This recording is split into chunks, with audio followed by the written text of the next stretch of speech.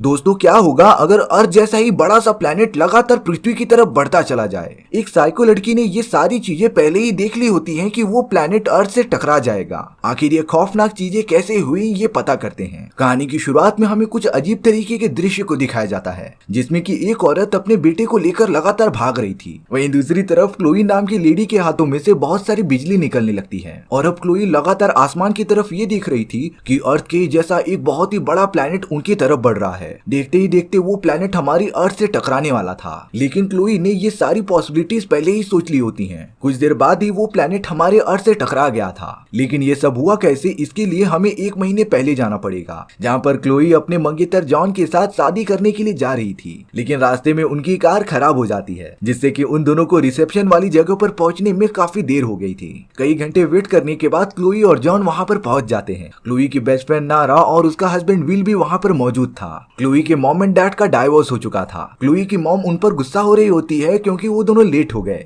अब वो दोनों शादी की रस्म पूरी करने के लिए मेहमानों के पास चले जाते हैं। सारे लोग बहुत ही ज्यादा खुश थे। अब सारे गेस्ट बड़े मजे करने लगते हैं। तभी क्लोई का बॉस उठकर ये अनाउंस करता है कि वो क्लोई को अपने जॉब में प्रमोशन देकर मैनेजर बना देगा। क्लोई के घर वाले ये बात सुनकर बहुत ही ज्यादा खुश हो जाते हैं और अब स्पीच देने की बारी क्लोई के मॉम एंड डैड की थी, पर वो दोनों स्पीच देते देते एक दूसरे को ही बुरा भला कहने लग जाते हैं। ये बात किसी को भी नहीं पता थी कि क्लोई को एंजाइटी अटैक्स और डिप्रेशन की बीमारी थी। और तो और क्लोई अपने माँ बाप के इस तरीके के झगड़े को देखकर और भी ज्यादा डिप्रेशन में चली जाती है, पर वो किसी से बता भी नहीं सकती थी। देखते ही देखते क्लोई की तबीयत खराब होने लगी थी। तभी नारा ने जब क्लोई के चेहरे को देखा, वो उसे हॉल से लेकर एक रूम में आ गई थी, क्योंकि नारा को पता था कि क्लोई अपने माँ बाप के इस तरीके के झगड़े को देखकर परेशान हो चुकी है और अगर क्लोई थोड़ी देर और वहाँ पर रुकती ना, तब वो वहाँ पर बवाला खड़ा कर सकती थी। लेकिन क्लोई को इस बात का जरा भी अंदाजा नहीं था कि थोड़ी देर में उसकी पूरी लाइफ खराब होने वाली है। माहौल थोड़ा शांत होने के बाद क्लोई एकदम नॉर्मल हो चुकी थी। क्लोई तुरंत होटल से बाहर चली गई थी। वो लगातार आसमान की तरफ पता नहीं क्या देख रही होती है। अब क्लोई अपना मूड ठीक करके खुश रहने की कोशिश करती है और वापस सभी लोगों के साथ आ जाती है, लेकिन क्लोई के चेहरे को देखकर साफ साफ लग रहा था कि वो नाटक कर रही है। अब क्लोई नारा के बेटे को लेकर एक रूम में आ जाती है उसे सुलाने के लिए। उसी बहाने क्लोई भी वहीं पर सो गई थी। वहाँ नारा होटल में लगातार क्लोई और अपने बेटे को ढूंढने लग जाती है। तब जाकर नारा को पता चला कि वो दोनों सो चुके हैं। दरअसल क्लोई की डिप्रेशन की वजह से ऐसी हालत हो गई थी ना कि उसके साथ कोई ना कोई तो होना ही चाहिए। अब थोड़ी देर तक सोने के बाद क्लोई को अच्छा फील होता है। वो तो वापस से होटल में बाकी लोगों के पास आ गई थी।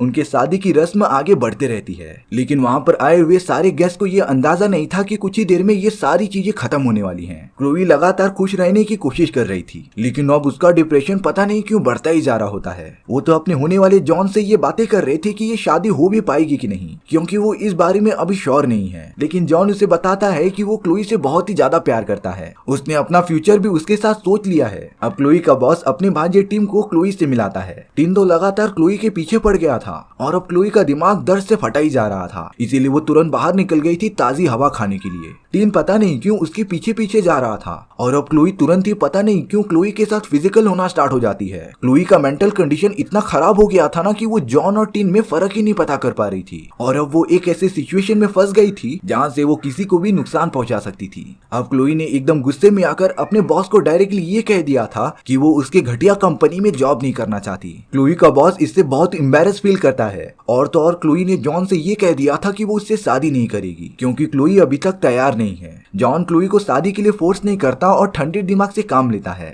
जॉन की पूरी फैमिली दुखी होकर वहाँ से चली गई थी। क्लोई फिर से पूरी तरीके से अकेली हो जाती है। क्लोई के मॉम एंड डैड भी अब उसके साथ नहीं रहते थे। जैसे जैसे टाइम बीत रहा था क्लोई काफी अकेली हो गई थी, इसीलिए नारा कुछ दिनों के लिए क्लोई को अपने घर पर रखती है। नारा हर सुबह क्लोई के साथ हॉर्स राइडिंग करती थी। क्लोई के साथ में रहने से उसका दिमाग थोड़ा सा बिजी रहता था। अब नारा का हस्बैंड विल, जो कि एक एस्ट्रोनॉट था, वो नारा को बता रहा था कि हमारे अर्थ की तरफ मेलेनकूलिया नाम का एक प्लेनेट तेजी से बढ़ रहा है। नारा ये न्यूज सुनकर बहुत ही ज्यादा डर गई थी, क्योंकि अगर वो प्लेनेट अर्थ से टकरा गया ना, तब अर्थ पूरा डिस्ट्रॉय हो जाएगा। अब कई दिनों बाद क्लोई फिर से नारा के घर पर आ जाती है। क्लोई की तबीयत अचानक से कुछ महीनों में बहुत ही ज्यादा खराब हो चुकी थी। उसकी हालत इतनी ज्यादा बदतर हो गई थी ना कि वो कभी भी अचानक से रोने लग जाती थी और खुद को डैमेज पहुंचाती थी। इसीलिए नारा क्लोई को अपने घर पर थोड़ी देर और रख लेती है। लेकिन नारा इस बात से बहुत ही ज्यादा परेशान थी कि मेलेनकूलिया नाम का प्लेनेट अर्थ से टकरा जाएगा। हालांकि नारा के हस्बैंड विल ने उसे ये बताया हुआ होता है कि रिसर्च के हिसाब से मेलेनकूलिया प्लेनेट अर्थ के थोड़े पास से होते हुए गुजर जाएगा। नारा उस टाइम के लिए तो थोड़ी बेफिक्र हो गई थी, लेकिन लेकिन जब वो इंटरनेट पर देखती है तब सारे लोग यही कह रहे थे कि मेलनकोलिया प्लैनेट हमारे अर्थ से टकरा जाएगा। नारा इन सारी चीजों को इग्नोर नहीं कर सकती थी, इसीलिए अब वो और भी ज्यादा डरने लग जाती है। वहीं दूसरी तरफ क्लोई की हालत नारा के होने की वजह से थोड़ी ठीक हो गई थी, लेकिन उसकी एंजाइटी अभी तक खत्म नहीं हुई होती है। तभी अचानक से क्लोई की नजर आसमान में चली गई थी, जहाँ पर वही मेलनकोलिया प्लैनेट दिखने लगा था। वो लगातार अर्थ की तरफ बढ़ता चला आ रहा था। सभी लोगों को इस बात का अंदाजा होता है कि अगर वो प्लैनेट अर्थ से टकरा गया तब अर्थ पर रहने वाले सारे इंसान मारे जाएंगे। लेकिन क्लोई को पता नहीं क्यों इस बात से खुशी मिलने लगी थी। वो जब भी डिप्रेशन में जाती या फिर उसे कुछ भी अच्छा नहीं लगता तब वो मेलनकोलिया प्लैनेट को देखने लग जाती थी। अब कुछ ही दिनों बाद मेलनकोलिया प्लैनेट अर्थ के काफी करीब आ गया था। नारा क्लोई से पूछ रही थी कि उसे डर नहीं लग रहा है क्या। तभी क्लोई बताती है कि इसमें डरने की कौन सी बात है, ये पूरा अर्थ इविल की एक सोसाइटी है जिसे जल्द से जल्द खत्म ही होना पड़ेगा। नारा तो इस बात से और भी ज्यादा डर गई थी। तभी नारा का हस्बैंड विल उसे सारी बातें एक्सप्लेन करता है। विल ने एक छोटे सर्कल की मदद से नारा को मेलनकोलिया प्लैनेट देखने के लिए कहा था और अब उनके रिसर्च के मुताबिक मेलनकोलिया प्लैनेट अर्थ से दूर जा रहा है। विल 10 मिनट बाद फिर से उसी सर्कल में से मेलनकोलिया प्लैनेट को देखने के लिए कहता है और अब मेलनकोलिया प्लैनेट छोटा हो चुका था, यानी कि वो हमारी पृथ्वी से दूर जा रहा है। नारा ये न्यूज सुनकर बहुत ही ज्यादा खुश हो गई थी और अब उसे किसी भी बात की टेंशन नहीं होती। लेकिन सुबह होने पर विल अचानक से गायब हो गया था।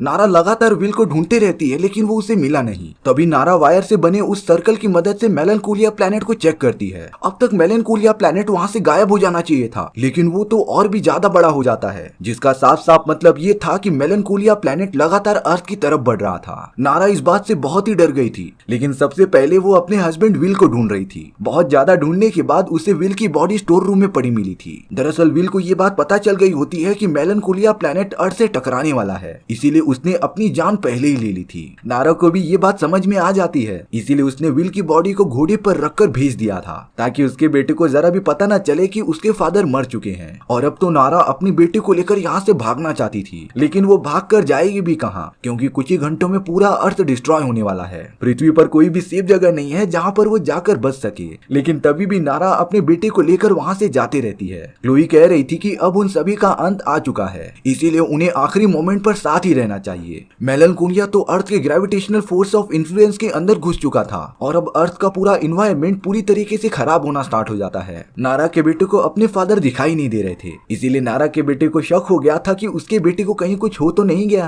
तभी क्लोई आकर नारा के बेटे को संभालती है। क्लोई ने झूठ मूठ का कह दिया था कि उसके फादर ने उन सभी को एक ऐसा मैजिकल टेंट दिया है जिसके अंदर जाने से वो सब बच जाएंगे। नारा के बेटे को ये सारी बातें रियल लगती हैं और वो क्लोई पर भरोसा भी करने लगा था। अब क्लोई, नारा और उसका बेटा एक लकड़ी के बनाए गए छोटे से टेंट के अंदर चले जाते हैं। आसमान की तरफ दिखाया जा रहा था कि वो विशालकाय प्लैनेट लगातार अर्थ की तरफ बढ़ रहा है और अब कुछ ही मिनटों में वो प्लैनेट अर्थ से टकरा जाता है, जिससे कि अर्थ के टुकड़े टुकड़े हो गए थे और हमारी कहानी भी यहीं पर खत्म हो जाती है। सो व्यूअर्स, आपको ये स्टोरी कैसी लगी कमेंट सेक्शन में बताना भूलना मत। और अगर मेरा एक्सप्लेनेशन आपको 1% भी अच्छा लगा होगा ना, तो वीडियो को लाइक एंड चैनल को सब्सक्राइब जरूर कर देना, क्योंकि सच में इससे मुझे बहुत ज्यादा मोटिवेशन मिलेगा आपके लिए इसी तरीके की मजेदार स्टोरीज ढूंढ कर लाने के लिए। तो मिलते हैं नेक्स्ट वीडियो में। सी या।